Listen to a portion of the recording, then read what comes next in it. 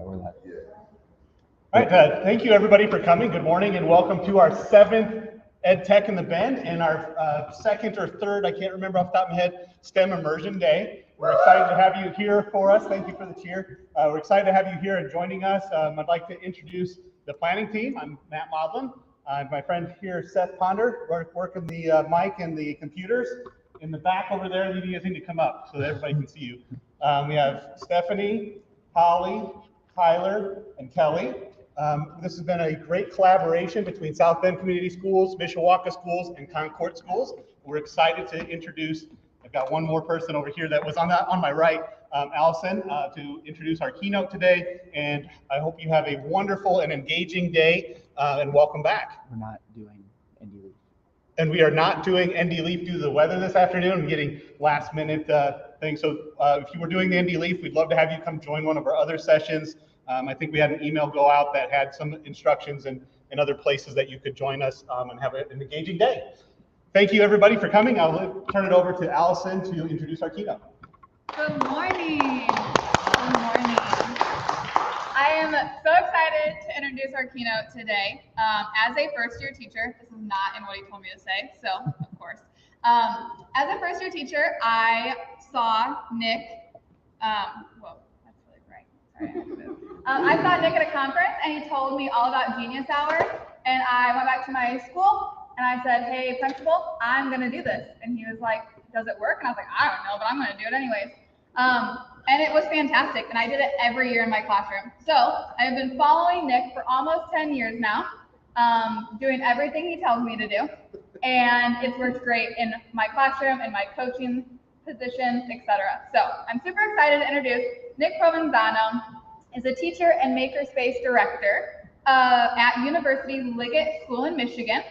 He is also an author, a makerspace builder, international keynote speaker, mental health advocate for teachers and students, and a consultant. He writes on his website, thenerdyteacher.com, Edutopia, as well as many other prominent educational websites. He has been featured on CNN, Education Week, and other media outlets. He has been recognized as the Technology Teacher of the Year at both McCall and ISTE. Nicholas is a Google Certified Innovator, Spiro Hero, Microbit Champion, ASCD Emerging Leader, Microsoft Minecraft Mentor, Raspberry Pi Certified Educator, Adobe Education Leader, and a TED Ed Innovative Educator. He has some best-selling books, Your Starter Guide to Makerspaces, The Maker Mentality, and Beyond the Poster Board can be found on Amazon. Nick is sharing plenty of nerdy things on Twitter and Instagram as well, at The Nerdy Teacher. So I'm super excited to introduce Nick Provenzano, the Nerdy Teacher. Thank you.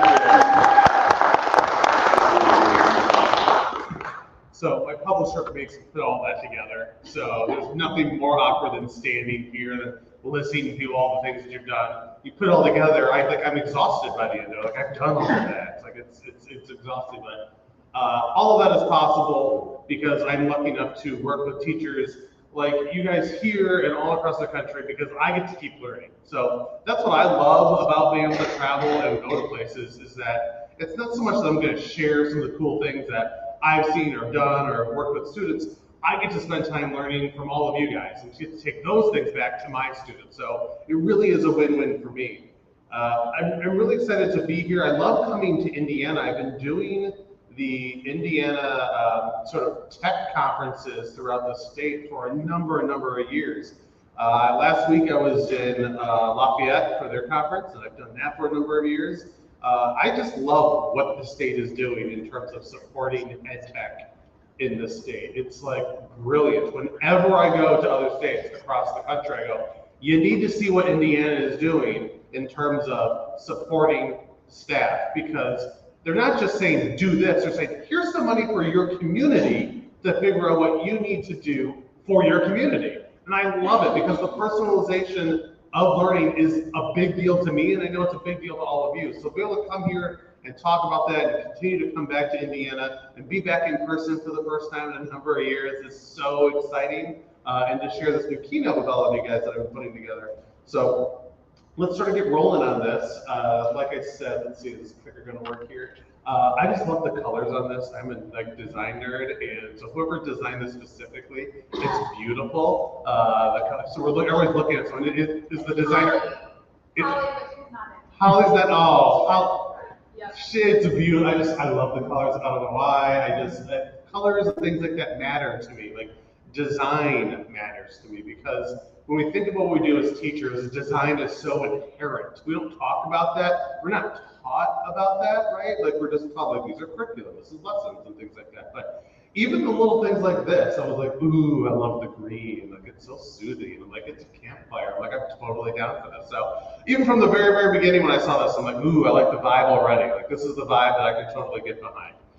So you heard a little bit about, adult Nick, but I want to tell you a little bit about the younger Nick here, the younger nerdy teacher. So there's a great picture of me circa 1988. I am rocking this blue and yellow sweater that has the letter N all over it. So if you're wondering what that design is, that's what it is in case I forgot the first letter of my name. My parents insisted that this sweater would remind me constantly. So there we have 88, so it puts me about 9, 10 years old, maybe around 11, which is my son's age. It's a great look, I loved He-Man, Transformers, I played soccer, Ghostbusters was a big thing. I was really interested in science. And I love Space Camp, the movie. Do you remember Space Camp, the movie, where the kids accidentally got launched into space? A very young Joaquin Phoenix was actually in that movie, if you remember. It was like, that was like my dream. Like I could go to space camp and get accidentally launched into space. I'm like, I am here for it. It was great. You also notice a nice little chipped gap tooth over there. That was thanks to my younger brother as we played tug of war with the hose in the summer. Remember those heavy, big brass nozzles on the end? The things seemed to weigh like 15 pounds. And while he had that end, I had the other end, and he let go, and the thing whipped back and hit me right in the face. And there's my awesome little chipped tooth. So I've had those caps since, but as I was finding pictures, this was actually at my dad's house, like, I don't know, 3 weeks ago. I found that picture, and I was like, oh my God, I didn't need this. And click, I'm like, I don't know what I'm going to use this for. And I was like, oh, I know exactly what I'm going to use this for super, super awesome embarrassment purposes. So, the thing about this was that when I was around 8, 9, 10 years old, the sciences were really interesting to me. It was a really interesting time in the world. Like I remember in kindergarten watching the Challenger explode. For those of us that are older, like that's like a memory that's ingrained in my head. Like we were in kindergarten, the teacher rolled in the television because we were about to watch a teacher go to space. Like this was the moment, right? This was supposed to be, we are going to get so many kids and teachers involved in STEM. And of course, what happened, it was devastating. As kids, we were so confused. Like we didn't know what we just saw. Our teacher starts crying, and so we all start crying. Like it was just this cascading effect of like terrors. So science and space were things that were really important to me. And as I got older, though, I wasn't excelling in those areas like I was supposed to. I would hear these types of words that were coming from peers and sort of like under the breath of like teachers, or openly like bad at math was totally like back in like the 80s and 90s, a teacher could totally tell a kid, well, you're just bad at math. And that was it. Like that was like the matter of fact. It was. I believe like you ever believe like there was like the actual like the file that you hear about like your file, like your student file that like had all the information. Like I just assumed mine had the bad at math stamp on it. Like that's it. That's Nick. He's bad at math. Don't worry about it. And so I just assumed that I'm bad at school. I'm bad at school. Like that's it. I can't go to space camp. Like that was like this like realization of like, oh, everything I want to do, I can't do anymore because I've been told I'm not good at these things. I can't concentrate like everyone else. My handwriting isn't good enough for all of these other people. Like I have all this, and I'm fidgety, right? I'm a busybody. There's another term I hear all the time. Those parent-teacher conferences. Nick's a little bit of a busybody, right? And my parents are like, yeah, we know. Like, we live with them. Like, and now I have an 11-year-old. I'm like, yeah, I know. Like, I get it, right? Like the curse of every mother on their son. Like, I hope you get yourself. And well, I'm living it. And it's not a curse because I see the things now that I wish people recognized back in the day. And we know now as teachers what we didn't know back then. And it's devastating. You know, I had ADHD. It's completely undiagnosed. I saw this not too long ago. And this is like how my brain works for math. I wonder if anyone else in here does math this way as well. Whenever you do any type of addition, I love it. I can never do simple 9 plus 7. I do exactly what this says. Oh, I take this and 8 plus 8, 8 times 8. I can't tell you how many times all the way through high school, my math teacher would tell me, that's the right answer, but that's the wrong way. It's the right answer, but that's the wrong way. And of course, I'm like, but I got there. But you have so many extra steps. Well, I need those extra steps. Well, that's not the way that we taught you. So I lived in this world where constantly I was told the way that I thought was wrong. Imagine it. Imagine from being a young kid all the way through high school being told that essentially who you are as a thinker is wrong. As a student, that's literally all your job is, right? Like you're like, that's my job. I go to school. I'm supposed to be thinking and learning. And I'm told that's not right. That's not how you're supposed to do it. And so I developed severe anxiety. I love this. What if it happens? But it won't. Anxiety. What if it does? That is an excellent counterpoint. Because that's all anxiety is driving you. Oh. How many times do you guys remember, for those of you who remember in young school, like you were assigned certain parts of like reading in class? And like you'd have to like, okay, Nick, you're gonna read on this page, you're gonna do this paragraph, and like, right? So everyone knew where they're going. I didn't listen to a single person because I had to focus on my 3-sentence like what, because it was harder for me to read consistently. And I did not want to embarrass myself in front of all my friends by having to read and do it slowly because I needed to get it right. And so I'm listening the entire story so I can focus on these 4 sentences. And I see people nodding their heads as they relive this anxiety, and I'm so sorry. Like, I get it. Like, it was terrifying. But the anxiety was real, and it was constant. And I went to Catholic school. And so the special ed support that I received was pray more. That was it. There was no special ed. I went to Catholic school from kindergarten all the way through my senior year of high school. Now, don't get me wrong. I loved my school. It was great for a lot of reasons, but private schools didn't have special ed departments. Like, that just wasn't a thing. And so I just had to pray harder. Like, that was like the running joke, just to get by. And somehow I got to college. It's amazing. I made it. I was so proud. It was because I played a sport, though. Played soccer. It's totally the reason I was a solid C student. Why? Well, it wouldn't be until later, my freshman year of college, that I found out that I am what you would call dyslexic and dyscalculic. And of course, on top of that, my ADHD. It was great. It was my freshman year of college. I was in an English 101 class. I had totally bombed all my entrance exams, by the way. Bombed all of them. Like, you know, your English, your math, and all that stuff. Totally failed all of them. So after our first paper, this is like the second week of school, my professor asks to see me after class. And so I'm like, well, cool, college was fun, 2 weeks, I guess I'm kicked out, this is how this works. And her first words to me were, what are you doing in this class?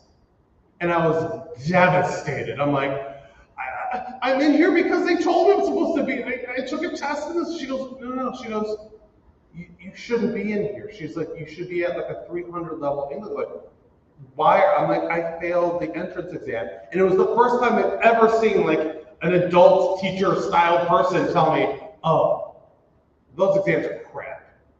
And I was like, what? She goes, listen, I get it, but that's not who you are. Obviously, I'm looking at this paper, like, you can write. She goes, but you do have some difficulties. And I said, yeah. And then she started to list all of like the symptoms of being dyslexic. And I was like, yep, yes, all of those things. She goes, how many times do you like reread or rewrite something? It's like 4 or 5. She goes, okay. She goes, I'm pretty sure that you're dyslexic. She's like, I'm gonna set you up with some services with the school. And you're gonna go, you're just gonna get some help. And then she just explained to me, she's like, your brain is just sort of wired a little bit differently. She goes, you probably thought you were just dumb this whole time. And like, I know I was like fighting back tears because it was the first time that I felt seen. As a student, I was 19 years old. Imagine going through your educational life feeling so stupid, just fundamentally. Especially when you're surrounded by peers that are just like, I get it, what's the big deal? Like, this is so easy. And so, early internet days, I'm logging into the college computer lab, Google, not even Googling, Netscaping maybe, that's what I was doing, Alta Vista, asking Jeeves perhaps is what I was doing. So it was 1997. You know, dyslexia, what is this? Like, what do I do? And like, what are all these things? And ADHD, like, these were not things that existed, right? Of course, we know as teachers, they've existed forever. We just didn't like accept them, or teachers just didn't have the training in dealing with them. And so, for the very first time in my entire life, I felt smart. Woo! I'm a college man. I won't need my high school diploma anymore. I am smart. I am smart. I am smart. I am smart. S-M-R-T. I mean S-M-A-R-T.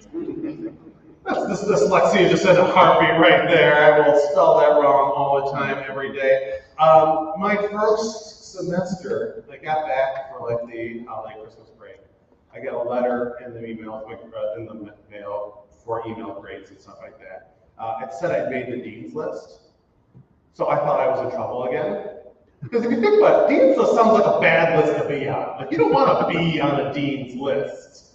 It sounds terrible. And so I'm reading this, and my brother's like, what's wrong? So you can see like the blood bleed in my face. I'm like, apparently I'm on some type of dean's list. I'm like, I don't understand. He goes, no, that's a good thing. I go, why? He goes, keep reading. And it's because my grade point was over like 3.5 or something like that.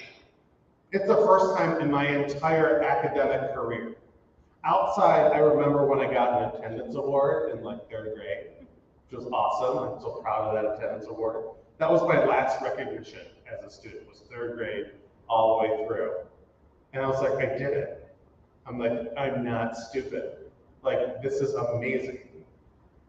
And I was like, oh crap, I've totally just changed my parents' expectations. Like, that's a problem. Like, when you're riding that solid C average, man, expectations are down, but you start rocking a 3.5 your freshman year of college, and all of a sudden expectations change. So what I heard, the first thing I heard from my parents, and God love them, was, well, why didn't you do this in high school? Right? Why didn't you do this in high school? Well, it's because I didn't receive any services or support in high school. I also thought I couldn't do it. It wasn't until college when someone said, you can do this. Oh, it's okay, you can do this. You just need this type of help. And so all of a sudden, this dyslexic, dyscalculic, ADHD kid all of a sudden feels some type of success. And he's like, okay, what do you want to do? It's like, well, I really, really love like English and language and literature. Like, I love it. I've always loved history. But it was always tough for me. But then it wasn't tough all of a sudden because someone told me how to do it. Right? How to do it for me. So I said, you know what? My job is to help every single kid that's like me. I like made it my mission. Like, I refuse to let other versions of me go through class and feel that way. So I became a teacher. The best way to help other kids is what I told myself.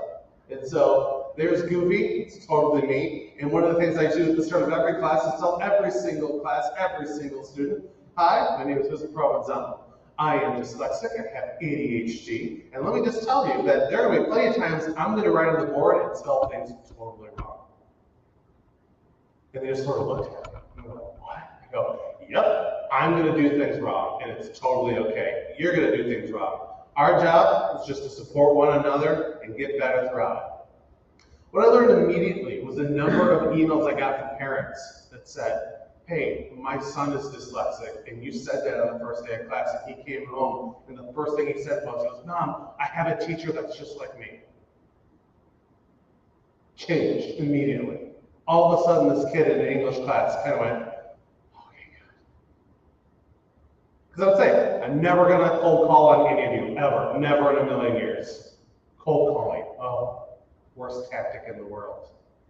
But remember, like that's sort of like what you were taught and how you keep kids, on toes. I might just call on you and totally put you on the spot in front of everyone in the most embarrassing way possible to teach you a lesson. And the lesson is, I'm a jerk. I care more about making a point than your comfortability in the classroom. That's what that means. And I get it. I get why teachers did it because that's what your job. Gotcha. Like cold calling is the ultimate gotcha move. Like I know you're not paying attention, so now I'm going to embarrass you in class. Because that's totally going to make you pay attention to the rest of the class, right?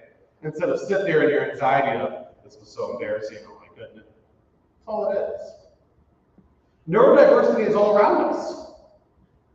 That's the thing that's so insane to think about, is that when you start to actually look and dive into the numbers, 1 in 42 boys, 1 in 189 girls. Now, these numbers are from the CDC, and I think it says there in 2014, I could not find a set of research that was a little bit more current, but I guarantee those numbers are much bigger than that in terms of 1 in 189, it's probably 1 closer to 100, I mean, just looking at the kids, especially post-COVID, like I want to see what those numbers are.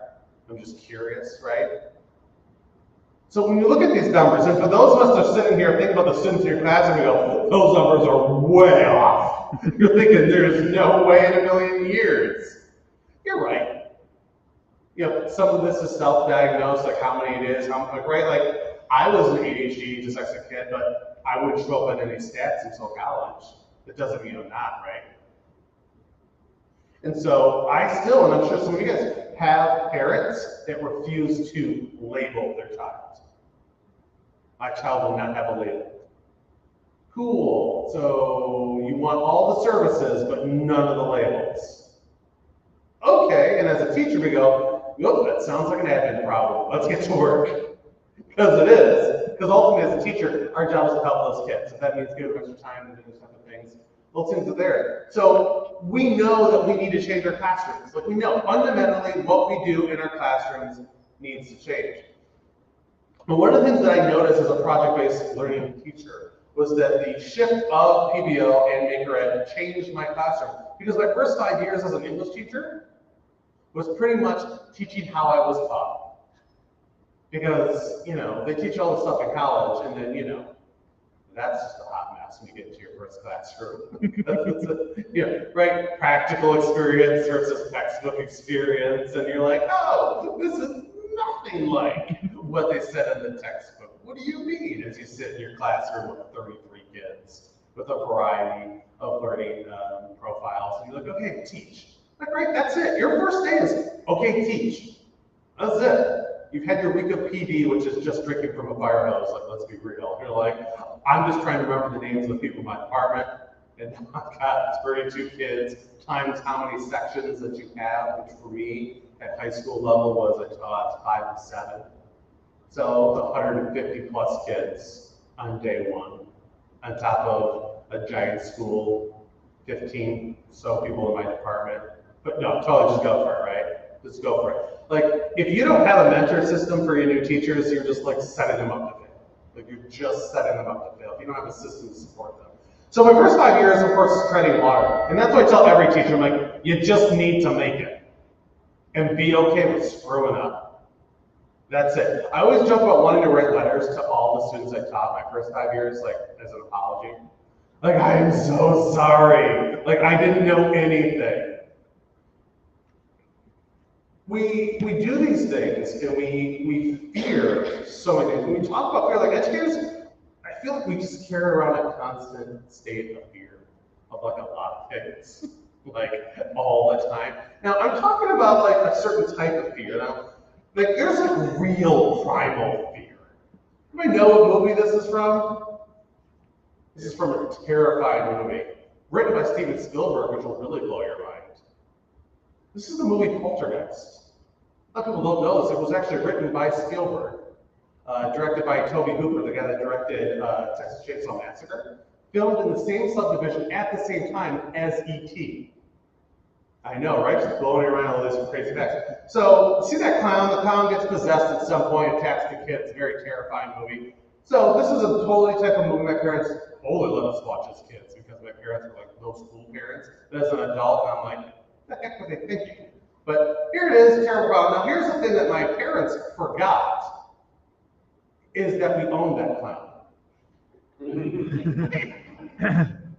Laughing now, my therapist thinks it's funny too, okay? So own this clown, and so I, having watched this movie, promptly went up to my bedroom and threw the clown out the window, as any logical young man would do. Well, I'm asleep, all happily knowing that the clown is outside the window. My dad gets up and gets ready to go to work, goes outside, sees the clown outside, and goes, oh, well, this should not be out here. Having forgotten that we had watched this movie with a possessed clown, takes the clown and goes, this is Nick's clown. Brings it back into the house, puts it in bed with me. Laugh it up, people, laugh it up. I am a tosser and a turner, and this guy has nice long arms and legs. I wake up, wrapped in its arms and its legs, screaming a sound my mother said she has never heard in her entire life. She said, this is the sound I assume of someone being killed. And I said, thanks, Mom, that's an awesome visual. And I'm trying to babble, like, what had happened. I threw it outside and got into the house. Well, it's I'm the one that's crazy. And so it isn't until dinner where I am still a wreck that my dad said, what is going on? And I explained to him, and he just started laughing. He goes, oh, I put that in bed with you. It's not haunted, I think. And that's how that ended. And like I said, it's a fun therapy session. Now that's fear. That is like the moment of like purest fear I have ever felt in my life. Because to me, right, that was real. That happened. That clown got back into my house and was attacking me. Like that is pure fear. But as teachers, this is like the real fear that we feel every single day. It's failure. We're gonna fail. But it's not so much failure as it is failure at new things. We're afraid to try to do things and fail. Like, we're not afraid necessarily to try the things that we know, and if it doesn't work, we sort of brush it off and go, oh, there were reasons, no big deal, I can give it a go. But a new thing, oh, no. We can never fail at that. But the crazy thing is that we have dealt with failure, many of us, our entire lives growing up. For those of us that may be old school NES video game players, my son, as I said before, he's 11. He can't understand the concept of having to play a game from start to finish without saves. He's like, what do you mean? I go, you just had to play it until you beat it. Well, what if your mom was like, it's time for dinner? I go, you hit pause and you hope the brother didn't do it, and then they said turn it off. You turn it off and you had to start again. Well, how long would it take? Hours. You would just sit and like, right, that sounds awesome. I go, yeah, it kind of sounds awesome, except when, you gotta go to the bathroom or it's time to eat. And like, it's just it. There was no save. Like, when they invented the save feature, oh my goodness, it changed gaming forever. But we're used to losing. We're used to seeing this sign over and over and over and again. Our kids are used to seeing this over and over and over again. Like, we have this idea that failure is something that is unacceptable, which is funny because all of you have said these type of words to our kids. Failure is just the first step. That's okay. Fail, first attempt in learning, right? All those fun acronyms we come up with. Like, we do all this with our students, but then totally do not take our own advice. Fear equals lack of change, right? We don't change because we fear the failure that is inevitable, which is crazy because we know it's inevitable and it's okay that it's inevitable. Now, I can't speak to every single school in every single admin team. All I can do is hope that there is a culture that supports trying and failing. That's a weird thing to say, I hope admin want you to fail. I start every class saying, I hope every single one of you fail a whole bunch in class. And the kids look at me all funny. Like, you can't say that. No, you're all gonna fail. And that's okay. My job is to help you get through it, help you learn from it, help you get better from it. And as an admin staff, that's what I hope administrators do too. They want you to start the year saying, hey, I want you guys to try something awesome, and I'm totally okay if you fail big time. I just want to talk about it. And not that whole, I sent an email, I want to talk to you after school if you have a few minutes, those emails, they're just anxiety emails. You know, people shaking their head. I'm sure the admin here has never sent that email, but oh my goodness. Biggest amount of stress I've ever had in my entire life. And because of this lack of change and fear, classrooms have looked like this. 1899, 1899. I love, this is my favorite one. It says 1920 to 1950. This photo, they're unsure of the date. They're like, 30 years. What other industry could you take a photo and be like, I don't know, 30 years, something like this happened? Can you imagine like a medical community photo being like, I don't know, sometime in like a 30-year span? Or any other? Like, this is insane to think about. And then of course you have the 1956 and then the awesome 1981 classroom. They all look the same. I could do 1991, I could do 2000, so I could do that. I guess until 2000 or 2020, right, it would be a bunch of computer heads. I guess that's it. I think that's the biggest change, if you think about it, education, was forced by a worldwide pandemic. Wrap your head around that. That's the only reason that we changed anything, was because the world had to shut down. And then some people started back up and said, okay, cool, back to normal, right, everyone? And that was it. And some people are right back to where they were. Like at my school in particular, we talk about this is our opportunity to change things. What can we change? And we look at changing our school schedule, and we are still evaluating some of the things that we're keeping and moving, but we look at it as an opportunity because we need to look at this and say our school isn't supporting our kids. And we think about Project Discern, we think about Make Your Ed. It's about being creative because we're supposed to be creative. Humans are innately creative people. We are innately makers. We make. That's what we do. We joke about man creating the wheel and all those fun caveman comments over the years, but that's a real thing. Like, it was invented. We needed it. We are makers. We are creators. I love this cave work. This is the oldest known cave paintings are in France. Those are cave lines. That looks legit. Like, I'm sorry, like, these are looking prehistoric man, charcoal drawings in a cave wall. Like, I'm thoroughly embarrassed by my art skills when I look at this. Like, that's not even fair. Look at how beautiful, look at how amazing that is. We have always done this. And throughout history, we literally drive robots on Mars. Like, this is something we forget about, and I get super annoyed by it, because it's like, we drive robots on Mars. This is what we do now. We can do this.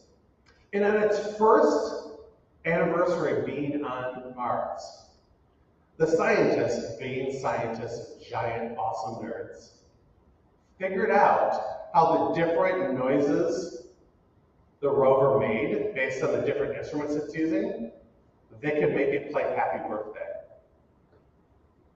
They programmed the robot they drove at Mars to sing itself Happy Birthday on the 1-year anniversary of being on Mars. If you want to talk about the nerdiest thing that's ever happened, that's right up there. That they sat around and thought, hey, do you think we could make it sing Happy Birthday? I don't know, do you? Let's figure it out. And then they did. So, if anyone ever asks you the very first song ever played on another planet, it is Happy Birthday by the Mars, I think it was Curiosity in particular is what it was. So this got me thinking in particular, you know, what can I do in my classes? How can I change what happens? Now, I taught at a very traditional school. Our kids go to Big Ten schools, our kids take AP, our kids are honors, like, this is how we do things. And teachers never had to change because the kids did really well, right? Don't fix it, it's not broke. So I decided to use project-based learning in my ELA classes. So I tried it once. I was like, okay, we're doing this Gothic literature unit. I'm going to try it with my students, and I'm going to let them demonstrate what they've learned through the creation of something, anything. I'm like, it could be a comic book, it could be a puppet show, it could be a song. Like, you could do whatever you want, but I want you to show me that you understand what the elements of a Gothic literature unit are. And so they went off and they worked in class for a couple of days, and they gave their presentations, and I'm going to show you one of the presentations. So one student decided that she was going to share her understanding of the Gothic elements through photography.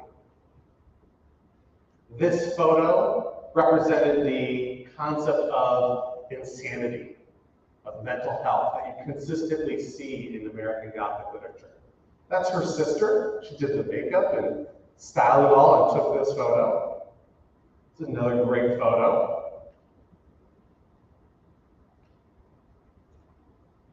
And then my favorite one.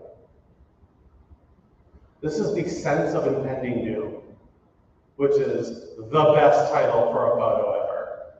And that's exactly what this is. She gets up there and she's giving this presentation, and this one comes up. She's like, okay, Mr. Provenzano, this photo took me hours.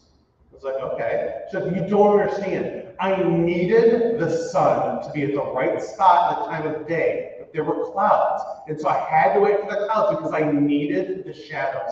I had to have the shadows, Mr. Peter, or else it doesn't work. I said, okay. She goes, and then the wind was blowing too hard, and it was blowing not enough. And so I needed the wind just right because I needed the hair to move just enough to make it feel like she's like a ghost or something. I said, okay. And I was like, what else? And she'd go further into it.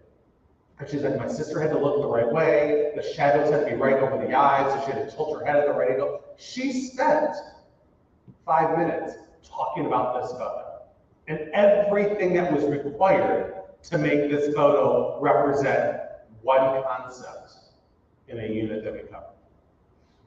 Now, some of you might be thinking, that's cute and all, and that's nice, she did a great job, but what does that have to do with understanding concepts, ELA, things like that? Well, when I wrote my last book on project-based learning, I had reached out to her and said, hey, Nicole, she's in college now, she's at Michigan State. I said, I would love your permission to use your photos in my book. And she was like, what? And then I said, you know, the Gothic, she goes, yeah, the Gothic literature ones. And then we proceeded to have a conversation where she remembered all of the concepts that we had covered 4 or 5 years ago. And as a teacher, you're like, nailed it. That's the whole point. It's for them to remember this content, hopefully, after the assessment, right? Like, that's the whole thing. Like, if you get crammed for a test and then forget it, the kid never learned it, right? Like, as teachers, look, we know this. If they're doing it to pass the test, then they're not really learning or understanding the material. She was able to go over every single thing and tell the story and say, this was this, this was that, this is how I did this. Because she created memories, which when we break it down, that's what learning is. You're creating types of memories. And so Nicole said, absolutely, go ahead, I'm so honored. I'm like, I'm so honored, this is great. And Nicole was very much a wallflower in class. At the end of the class, a friend went to her and said, Nicole, you've been taking pictures in secret and not telling me? She's like, are you signed up for photography? She goes, no, I don't want it. She goes, no.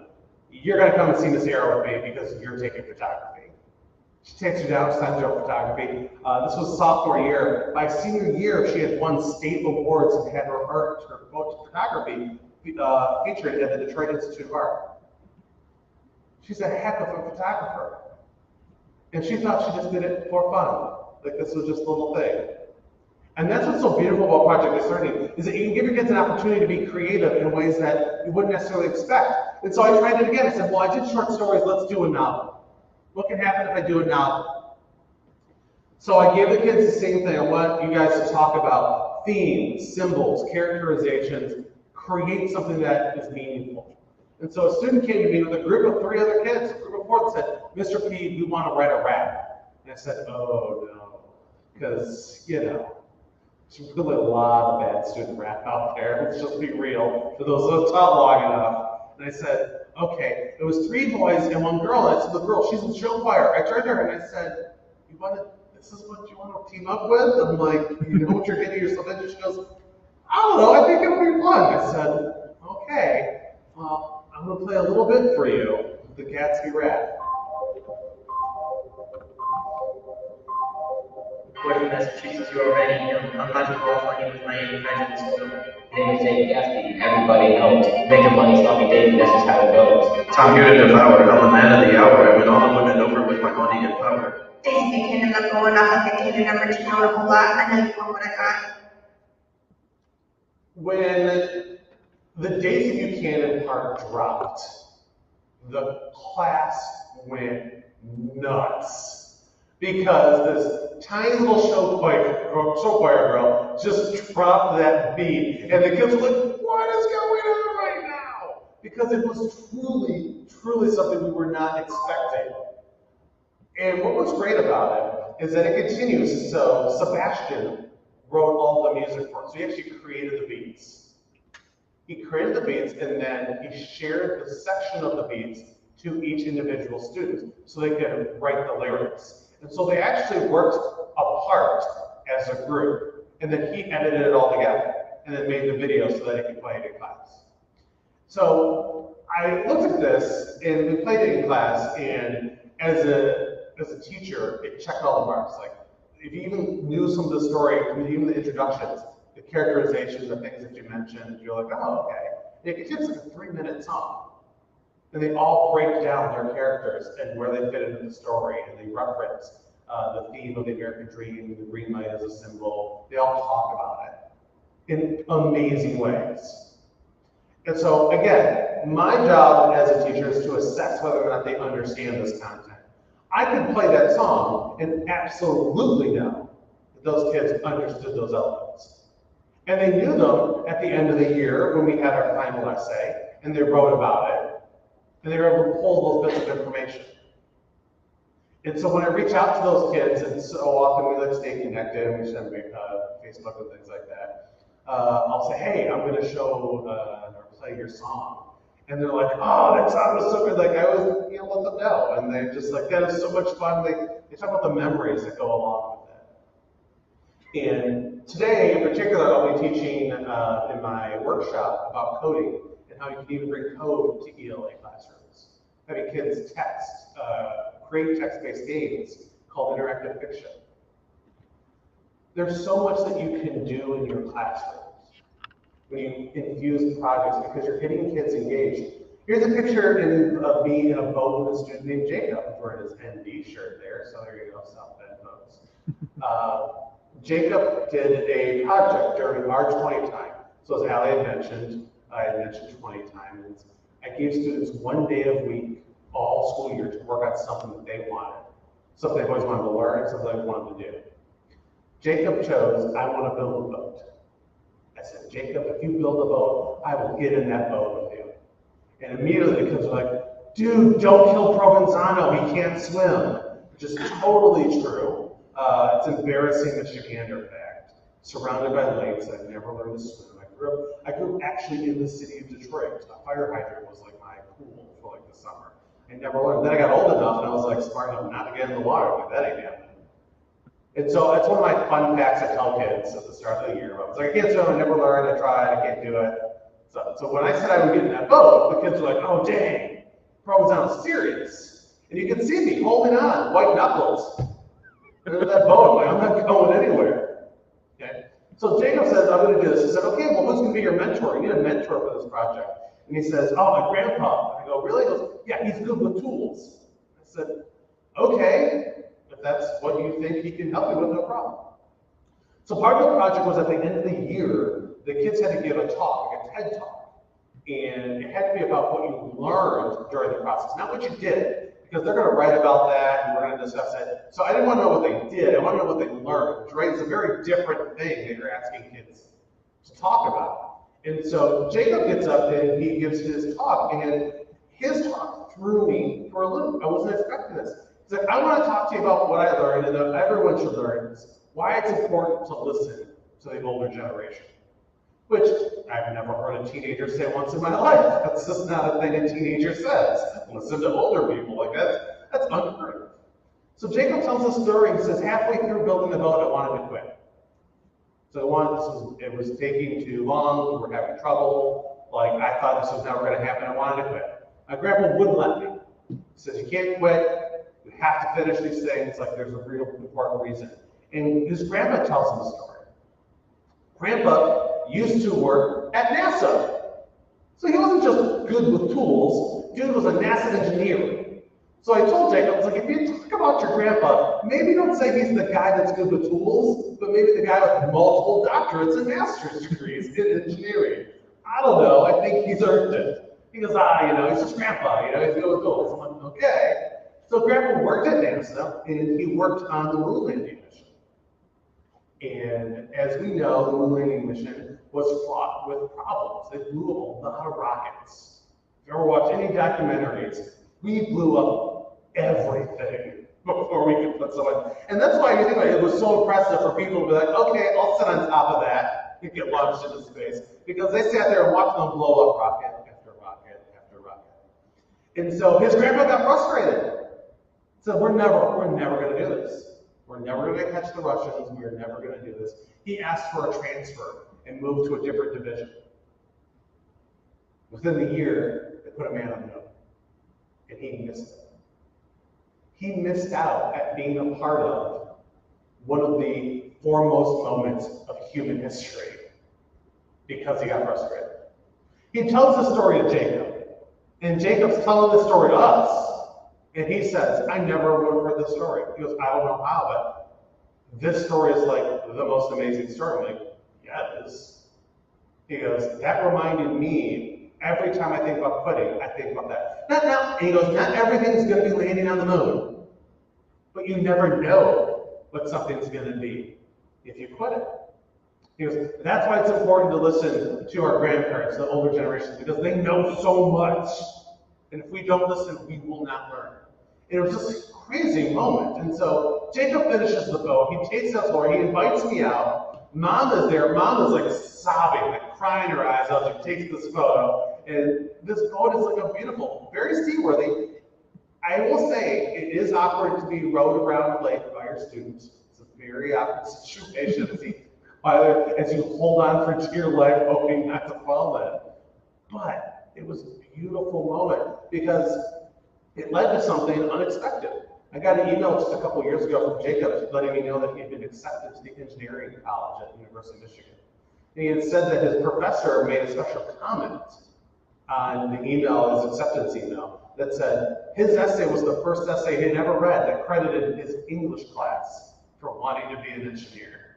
And he's like, I wanted you to know that. So that's filed away, like we all have that little file, we have that file of like when we have that nasty student/parent experience, and we're like, why am I doing this? And you go into that file and go, okay, yeah, this is why, like the palate cleanser, right? We all have those. It's in that file, and I love it. Because I get all these like thanks and parents and and Allie, those very kind words, and I always say all I did was just get out of the way.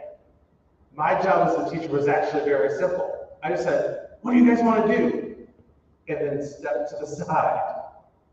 And then the kids did it, and then I got in there when they needed it.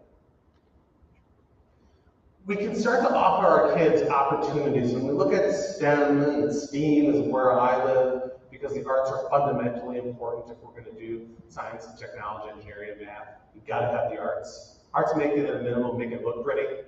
STEM will make it work, STEAM will make it work and look pretty. That's sort of like my spiel on that one. You can have kids design amazing things. This is an anatomy class. They were doing facial reconstruction. There are ways to bring projects into class, and in sciences, we've been doing it for a long, long time. It's just popsicle sticks and glue. My kids in my mechanical engineering class, these two girls, 235 pounds. They destroyed those trash talking boys who said their design was based on MIT design, but better. It was going to hold 500 pounds. Theirs held 20. The girls held 235.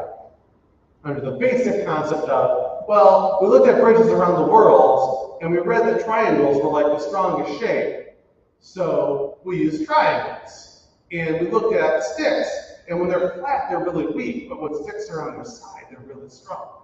So we built them on their side. Just the simple, genius solution of problem solving. So I always ask, why not? What is the reason teachers don't do this? There's no time. No time. There's never any time. I don't have time to study. I'll never get into Stanford. I'll let everyone die. I'm so confused. That sums up every response that I get from teachers. There's no time. I can't do it. We don't have the time to do this. Because there's this belief that it's all or nothing. That if you're going to do project-based learning, if you're going to do Maker Ed, it has to be everything or none of it. It's a fallacy. I didn't start with everything or none of it all. I started with, I'm going to try it with these short stories because I know these short stories really, really, really well, and I just don't want them to write another in-class essay, so I'm going to try it here. And then I assessed it. And then I said, okay, I'm going to try it with a novel now. This is my big risk, a book. I'm going to do this with a book. How's this going to look? And then I said, oh, okay. And then I tweaked and adjusted. And then the next class, I did the same thing. Why does it fall to us though? But it does. It falls to us as teachers. Because ultimately, it's us because we have the butts in the seat. I love my admin. They work hard and they deal with all the not fun stuff as teachers that we don't have to deal with. And they could say, you can do this, you can do that, but ultimately, as teachers, it's us. We have to do it or not do it. No matter how awesome your environment is in your school, ultimately, it's the teacher's responsibility to implement these changes, to support these kids. I can tell you right now, 2 lessons that I had in high school that were my most fun and most impactful. Mrs. Kearney, who was teaching us poetry, let us dissect modern music to identify poetic concepts. I did Zombie by the Cranberries. I'll remember it to this day. And Mrs. Arol, who led us to a book report, and I got to do a book report in character.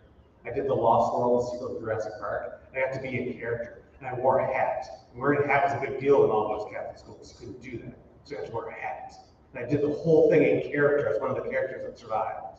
To this day, I remember it. Because I was allowed to demonstrate what I knew in ways that meant something to me. And so I engaged. So when we think about why, we want to create situations where our kids are problem solvers, so they are creators.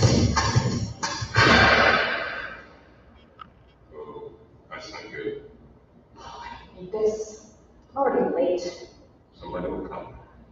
Anybody out there? You have a phone? No. Sorry. The most unbelievable part is that none of them have a phone out. Somebody! Hello? There are 2 people stuck on an escalator and we need help. Now, would somebody please do something?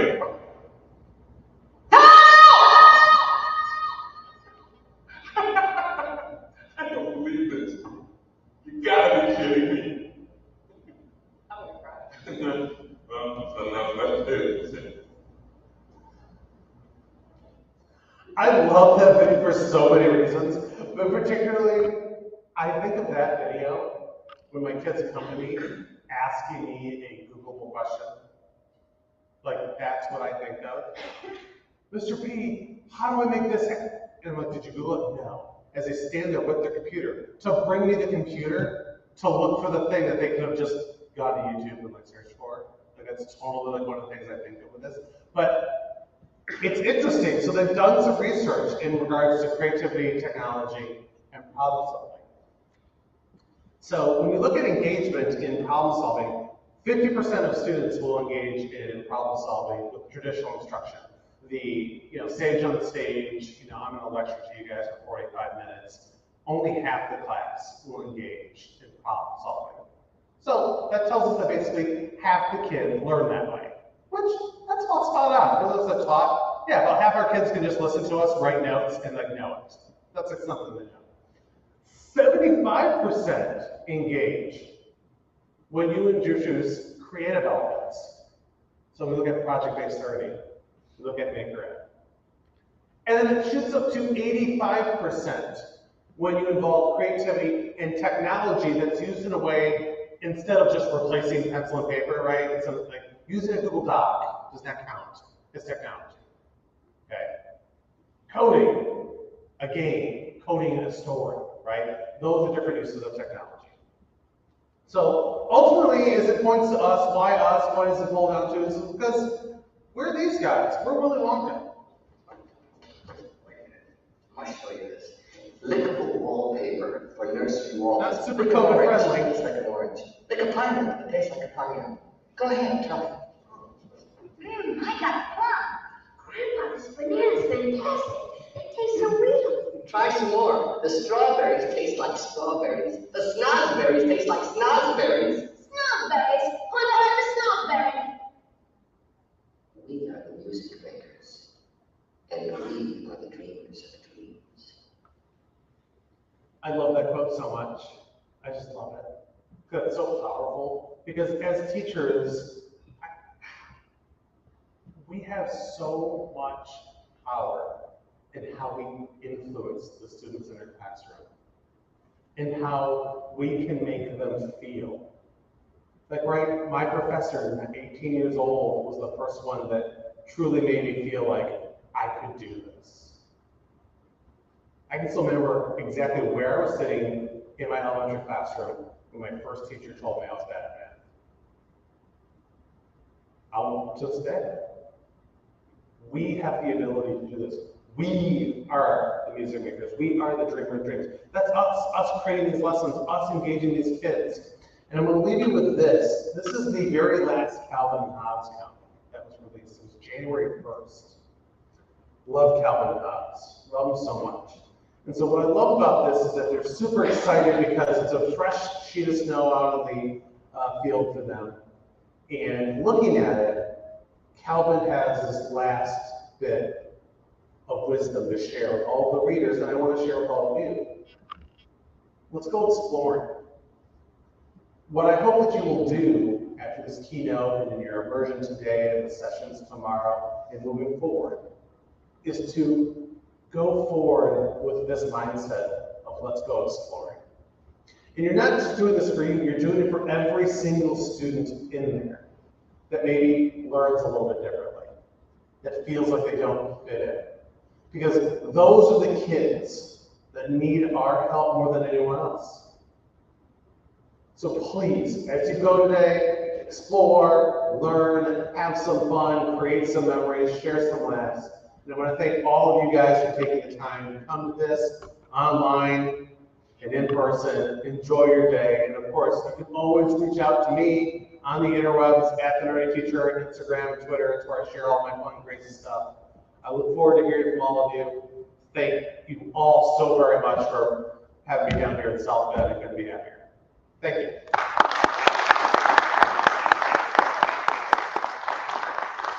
Thank you. All right, next up, you will be going to your project-based learning or STEM immersion activity. If you are spending the day with Nick, we are staying here at Riley in room 205, and that will start in about a half hour at 10:30. There's breakfast and coffee out here, and then 205 is up the stairs. There's stairs here, or there's the main stairs. If you are doing E3 robotics, that will also start at 10:30 here at Riley in room 206. So it's the same thing, grab some breakfast, refresh your coffee, and it will be up the stairs. If you are going to the balloon launch, you will head over to Jackson Field or Jackson Middle School. That will also start at 10:30, so you got a half hour to get there, and it's no way a half hour away. When you get to Jackson, if you put it into Siri or your phone, it's going to take you to the front of the school. You're actually going to go to the back of the school where the football, baseball field is. Do you know what road that is? Jackson. Oh, weird. Okay. So you're going to go to Jackson Road. Strange how that works. And then if you were signed up for ND Leaf, like I was, you can choose any of those 3 projects to go on. You can go to the weather balloon, you can stay here, etc. We do want to welcome everybody tonight to EdTech on Tap. It is at the Hideaway at the LaSalle, which is downtown South Bend, and that will be at 7:30. There will be snacks or light snacks and beverages, and that is hosted by Mind Research or ST Math. And they will also be there. So we hope you join us. It's just kind of a fun evening to hang out. Nick will be there, I believe. Yeah. So you can come hang out with Nick. All the more reason. There you go. Exactly, yes. So we hope you have a great day. Thank you for being here this morning. If you have any questions, let us know. Oh, you don't have a copy.